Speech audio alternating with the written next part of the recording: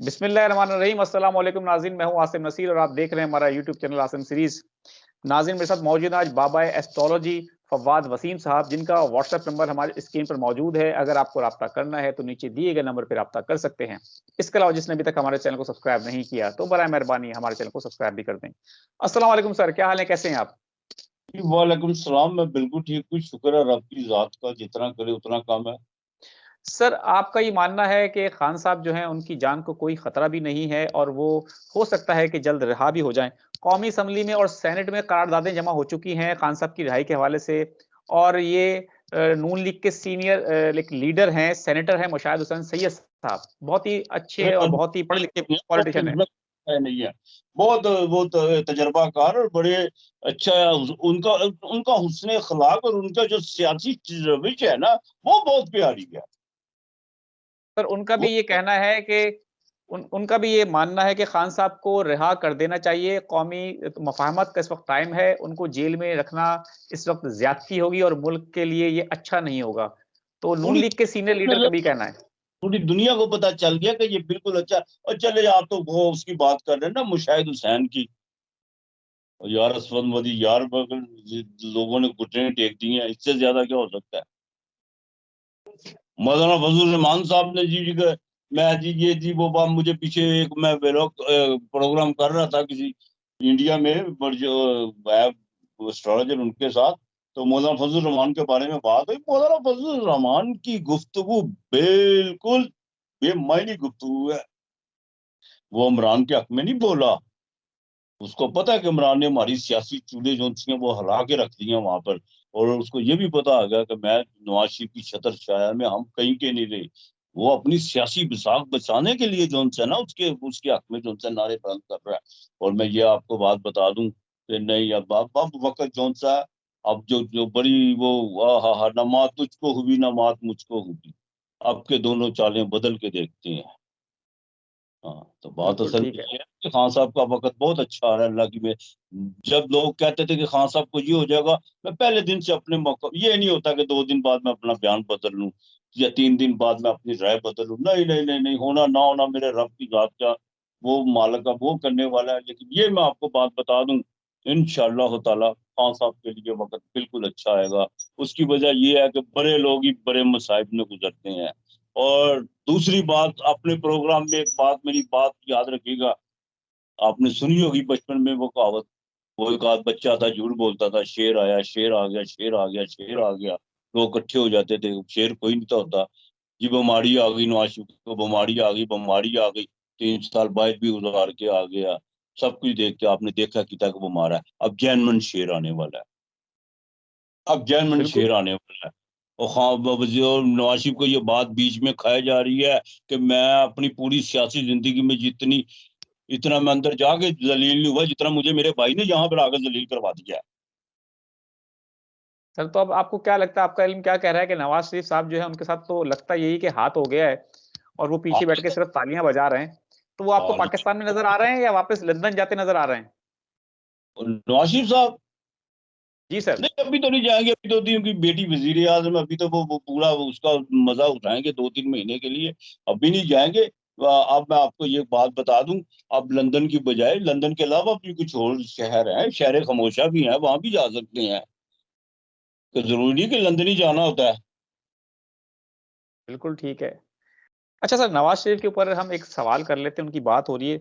आप क्या समझते हैं कि 8 फरवरी के बाद और पाकिस्तान जब आए नवाज शरीफ, तो बहुत सारे लोगों का मानना था कि वो तारीख अच्छी नहीं थी, वो डेट जो उन्होंने सेलेक्ट की वो चांद के हवाले से या सितारों के हवाले से सही नहीं थी। आप क्या समझते हैं कि नवाज शरीफ की सियासत खत्म हो चुकी है अब?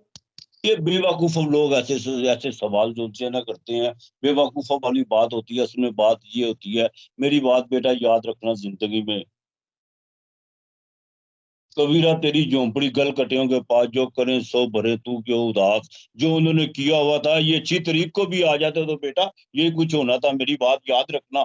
आपने जो कर्म किया होता है ना, वो कभी नहीं पीछे जाता, वो कभी नहीं पीछे हटता।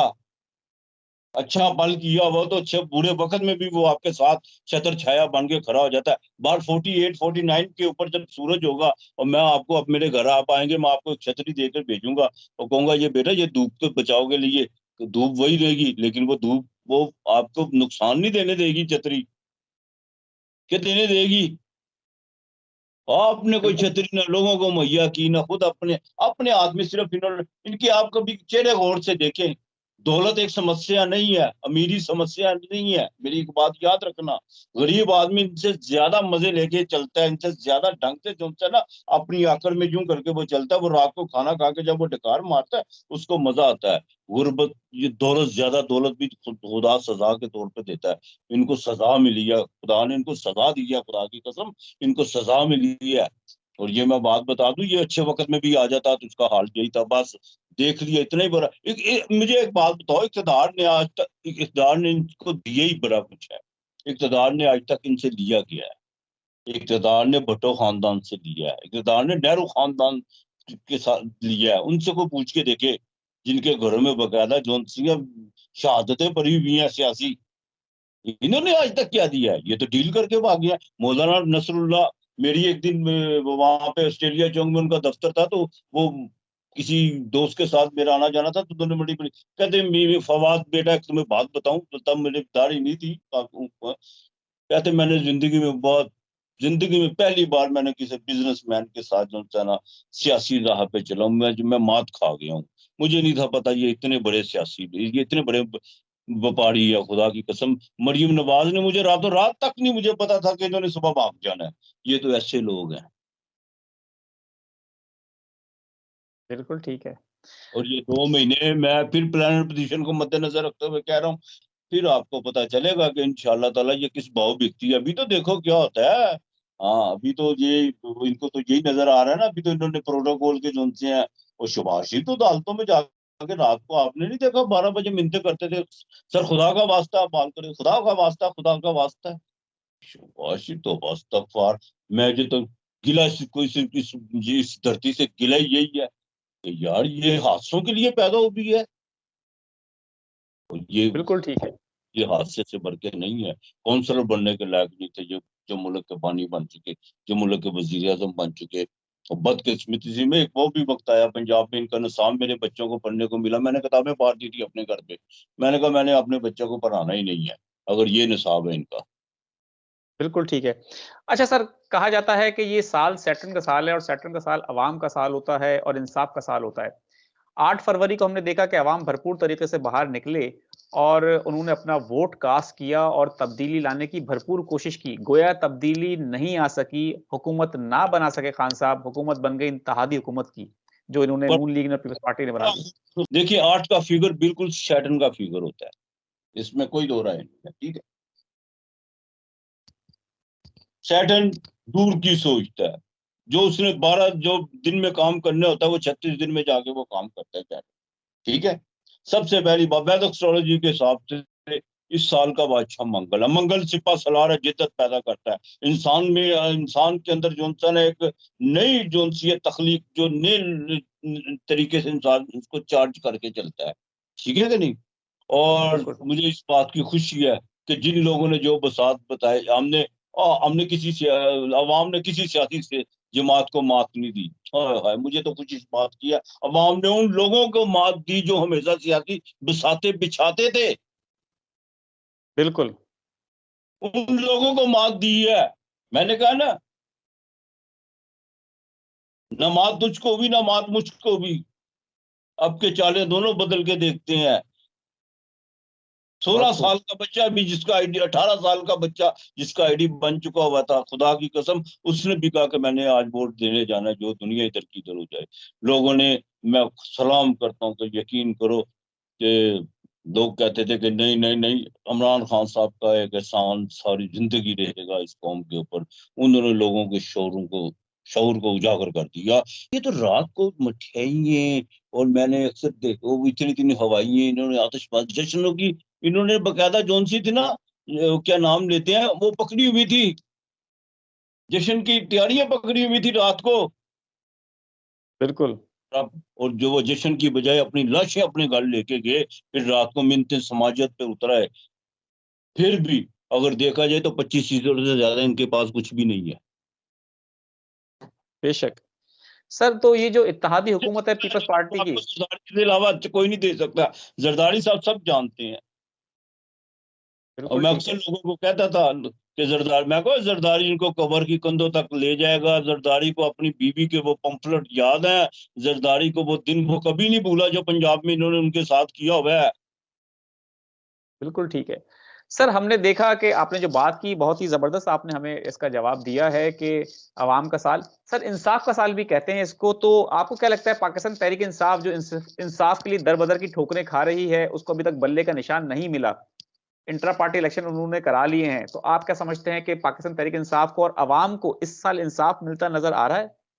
ठीक है, मैं आपको बात बताऊं, मैं भी बुरा हो चुका हूँ बिल्कुल। अब नजदीक ही हूँ, कोई पता नहीं है, पल का पता नहीं होता इंसान को। लेकिन कोई बात नहीं, मौत जोन सी होती है, जो जिंदगी का क्लाइमैक्स होता है, अरूज होता है।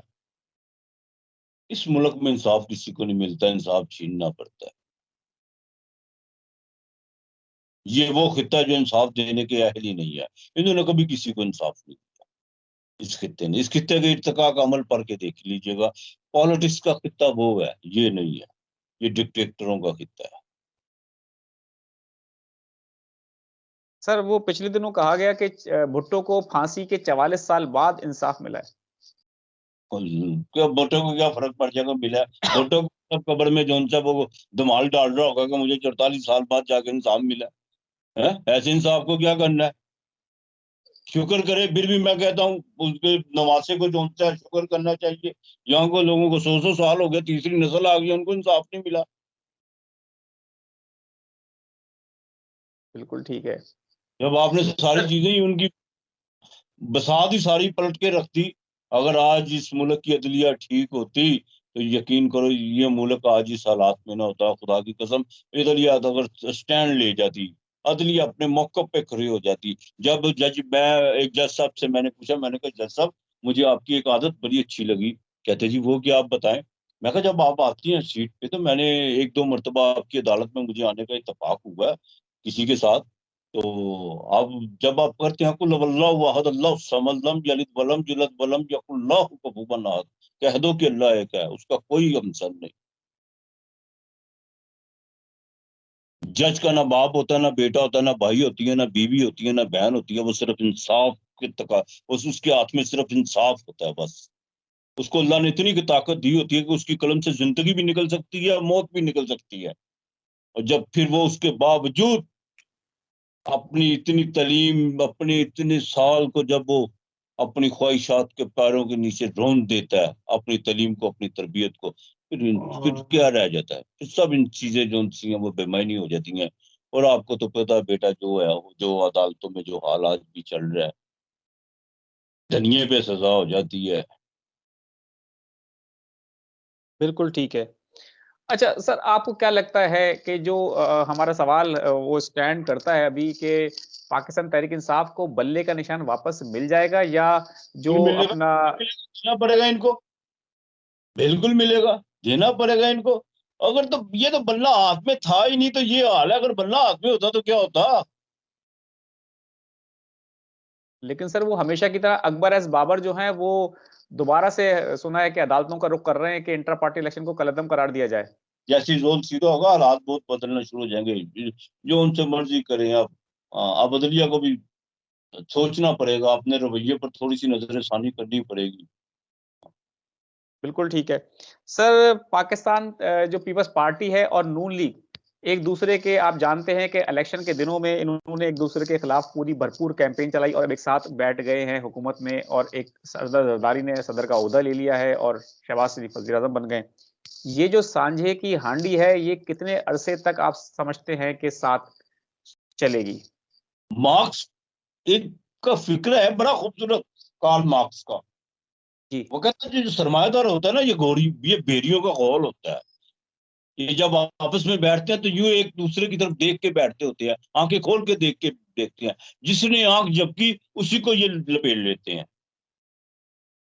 और ये बात, ये नजरियाती पार्टी नहीं है, ये इनकी फितरती इत्तेहाद नहीं है। मैं आपको बता दूं, उन्होंने वो सीटें वो बिल्कुल नहीं ली जो उनको देखो वो उन्होंने साफ कह दिया कि हमने सिर्फ वजारत खारजा ली थी, बाकी तो सारा होल्ड तो आपके हाथ में था जो 13 माह की कारकर्दगी है।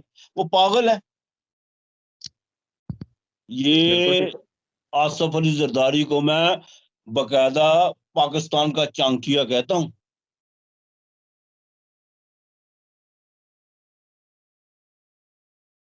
बिल्कुल ठीक है। आसफ अली जरदारी इनको दफना के, इन पर फातिहा पढ़ के फिर जाएगा इस दुनिया से। वो भूला नहीं है बातें, उसने जेल से बहुत कुछ सीख के निकला। वो उनकी तरह ये नहीं था बात करता मेरा कंपाउंड छोड़ता है, मुझे मच्छर काटते हैं रात को। उसने जेलें भुगती हैं, उसने उसने तरीक से बहुत कुछ सीखा है। हाँ, उसको मफामत के जो, और सबसे बड़ी बात ये है यार, उसके मुंह पर भी किसको उसको उसकी जिसने तनकीद की है उस पर भी उसने खामोशी इख्तियार की है। बिल्कुल सही बात है। और उसने बहुत कुछ सीखा है, और खामोशी इंसान को सिखा देती है। और ये तो उसके पासक भी नहीं है, सवाल ही नहीं पैदा कि ये जरदारी को छू ले। वो तो इनको बकायदा इनका कलमा शहादत तो जनाजा तो उन्होंने उसने इनका निकाल दिया हुआ है। आपको क्या पता कि ये आगे महंगाई और बढ़नी है, बिजली की। मैं खुद देखो क्या है, एक घर में सिर्फ एक चूल्हा जलता है जिसमें एक हांडी पकती है और रोटियां पकती हैं, और 44,000 रुपया बिल मैंने खुद कौन सा पे किया गैस का। बिल्कुल ठीक है। आम क्या है हम लोग, बिल तो क्या हकीकत है, क्या हकीकत है। उन्होंने ये तो नहीं ना कहा कि ये फवाद वसीम एस्ट्रोलॉजर का घर है यार, इसको बिल थोड़ा भेजो। सही बात है सर। बिल्कुल ये ठीक है। चीज हकीकत है। और मेरे एक बात एक याद रखिएगा, प्रोग्राम के आखिर में मैं आपको बात बता दूं, मक्के में बकायदा जौन सा था ना, अरब में बकायदा आटे के बुत की जौन सी थी ना, वो लोग उसको पूछते थे। और एक वक्त आया जब वहां पर कहत पड़ गया, लोगों ने सबसे पहले उस आटे के बुत को जौन सा था ना, उसको गूंद के पका के खाया। भूख अपने खुदाओं को निकल जाती होती है। बहुत भूख का बड़ी बात की। होता है। भूखे को कभी बिल्कुल आप ठीक। तक 2 दिन का भूखा हो, उसको चांद भी रोटी नजर आएगा। बिल्कुल ठीक है। उसकी दुआ कोई नहीं होती, उसकी इबादत कोई नहीं होती। वो सजदे में जाके भी यही कर रहा था, या अल्लाह आज भी मसूर की दाल। बिल्कुल ठीक है।